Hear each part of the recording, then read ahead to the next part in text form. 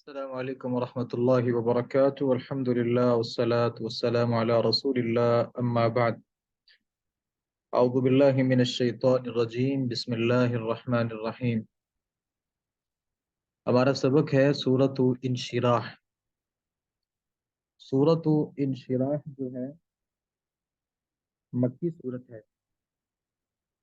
قرآن مجید کی جو ترتیب ہے، ترتیب مصحف کے اعتبار سے 94 نمبر ہے، اور قرآن مجید کی ترتیب کے لحاظ سے بلکہ ترتیب نزولی کے اعتبار سے یہ اس کا 12واں نمبر ہے۔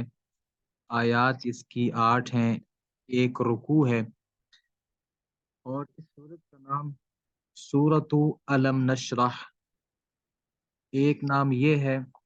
اسی طریقے سے اس سورت کو سورۃ انشراح بولا جاتا ہے۔ اسی طریقے سے اس سورت کو سورۃ الشمس، یہ بھی اسی سورت کا نام ہے، اور تیسرا نام یہاں پر موجود ہے سورۃ الم نشرح۔ اس سورت کے جو ٹوٹل کلمات ہیں وہ 27 ہیں، اور اس کے جو ٹوٹل حروف ہیں وہ 103 ہیں۔ سورت کا ترجمہ پڑھتے ہیں۔ الم نشرح لک صدرک، الم کیا نہیں، نشرح ہم نے کھولا، لک تیرے لیے، صدر کا تیرا سینہ، کیا ہم نے تیرے لیے تیرا سینہ نہیں کھولا، کیا ہم نے تیرے لیے تیرا سینہ نہیں کھول دیا۔ مراد اس سے یہ ہے دین اسلام کے لیے، اسلام کے حق ہونے پر اطمینان، دل کا نور ہدایت سے روشن ہونا، اور ذکر الہی سے نرم ہو جانا۔ دلیل اس کی یہ ہے افمن یرید اللہ ان یہدیہ یشرح صدرہ للاسلام، اللہ جسے ہدایت دینا کا ارادہ کرتا ہے اس کا سینہ اسلام کے لیے کھول دیتا ہے، تو اس کا سینہ اسلام کے لیے۔ فرعون کے پاس جب موسیٰ علیہ السلام نے جانا تھا تو انہوں نے یہ کہا تھا کہ یضیق صدری، میرا سینہ اس سے تنگ ہوتا ہے۔ اللہ تعالیٰ نے پھر جو دعا سکھائی اس میں کیا تھا، رب اشرح لی صدری، اے اللہ میرے سینے کو کھول دے۔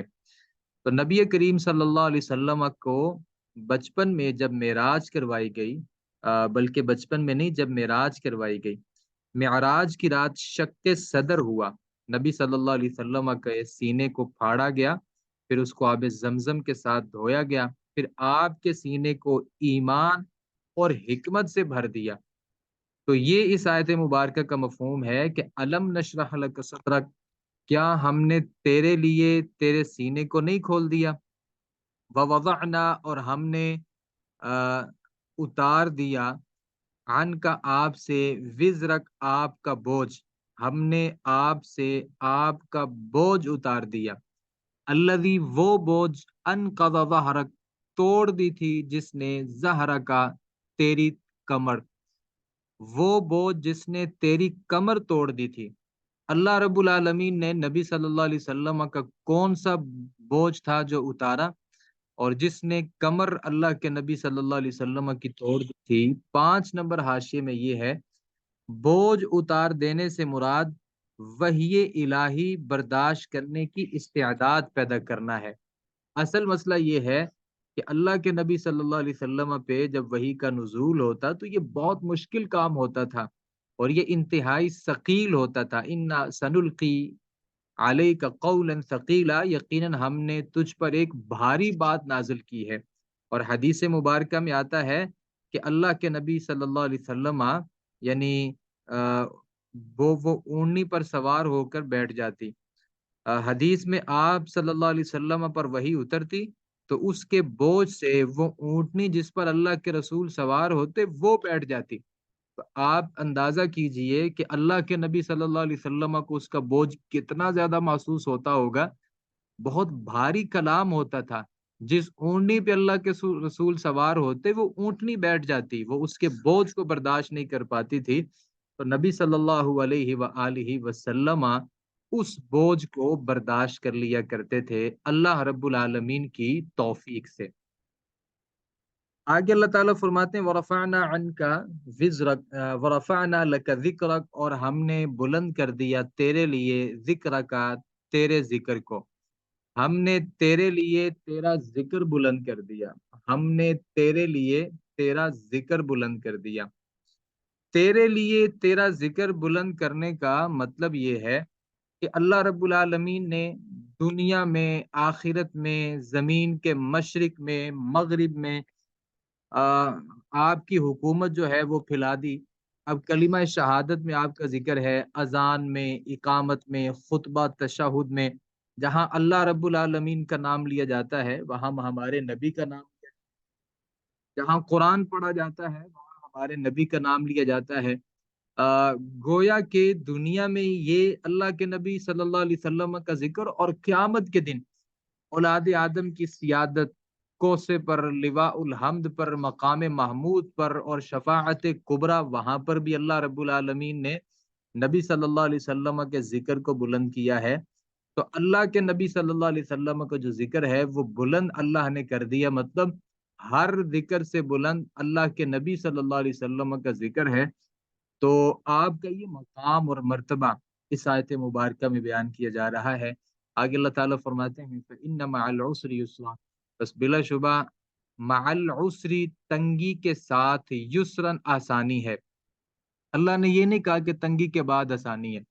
بعض لوگ اس کا مطلب یہ بتاتے ہیں اور ترجمہ یہ کرتے ہیں کہ تنگی کے بعد آسانی ہے، نہیں، اللہ نے یہاں پہ مع کا لفظ استعمال کیا جس کا مطلب ہوتا ہے ساتھ، مع کا مطلب ہوتا ہے ساتھ۔ فَإِنَّ مَعَ الْعُسْرِ يُسْرًا، بلا شبہ ہر مشکل کے ساتھ آسانی ہے۔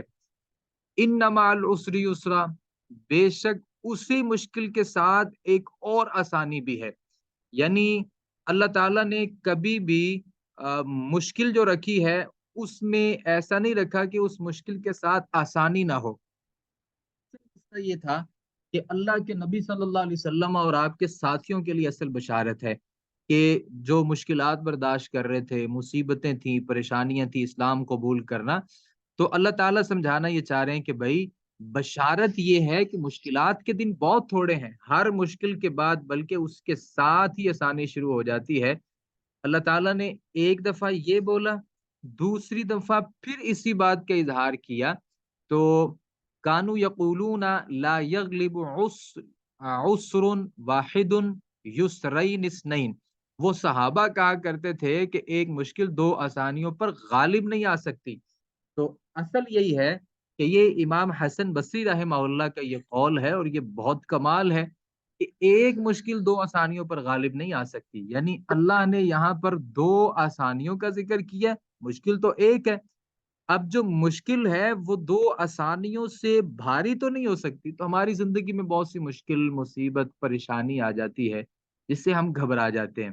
اللہ تعالیٰ یہاں پہ سمجھانا یہ چاہ رہے ہیں کہ بھائی مشکل کے ساتھ اللہ نے آسانی رکھی ہے، تو مشکل حالات میں گھبرانے کی کوئی ضرورت نہیں ہے۔ فَإِذَا فَرَغْتَ فَانْصَبْ، اللہ تعالیٰ فرماتے ہیں فَإِذَا، پس جب فرغت، تو فارغ ہو، فَانْصَبْ، تو محنت کر، جب تو فارغ ہو محنت کر، وَإِلَىٰ رَبِّكَ فَارْغَب، اور اپنے رب کی طرف فرغب، پس تو رغبت کر۔ جب تمہارے پاس سہولت ہو، آسانی ہو، آپ کے پاس جب چھٹیاں میسر ہوں، آپ کے پاس جب اضافی وقت موجود ہو، تو آپ اس میں تبلیغ دین کے لیے نکلیں، جہاد فی سبیل اللہ کے لیے، لوگوں کی عبادات میں اور نیکیاں ہیں، یعنی لوگوں سے آپ میل جول رکھیں، ان کے ساتھ ان کی معاملات دیکھیں۔ المومن الذی یخالط الناس، مومن ہوتا ہی وہ ہے جو لوگوں کے ساتھ ملتا ہے، پھر ان کی مشکلات کو سنتا ہے، صبر کرتا ہے، صبر کی تلقین کرتا ہے، جہاں ان کے لیے کوئی کام کر سکتا ہے وہ کام کرتا ہے۔ لہذا اپنی فن سب کا مطلب یہ ہے کہ محنت اور مشقت کے ساتھ تھکن آپ کو ہو اور آپ اللہ رب العالمین کی عبادت کر رہے ہو۔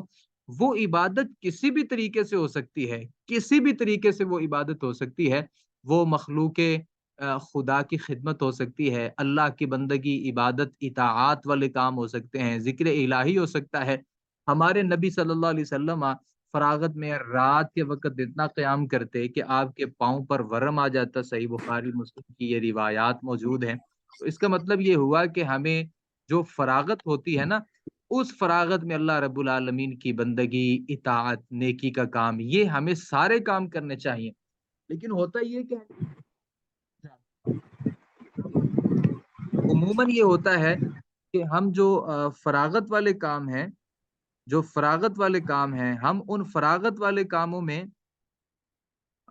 بہت سا وقت ضائع کر دیتے ہیں اپنے موبائل کے لیے، سوشل میڈیا کے لیے، اخبار نیوز کے لیے. بہت سے لوگ خبریں سننا شروع ہو جاتے ہیں تو ان کو یہ لگتا ہے کہ شاید جو ہمارا وقت ہے وہ ایسے پاس ہو گیا. بھئی وقت پاس کرنے کے لیے قرآن کی تلاوت کیوں نہیں کر لیتے؟ وقت پاس کرنے کے لیے اللہ کی عبادت کیوں نہیں کر لیتے؟ ذکر اذکار کیوں نہیں کر لیتے؟ تو فراغت میں اللہ رب العالمین کی جو عبادت ہے اس میں اور زیادہ محنت کرنی چاہیے. ہماری اگلی صورت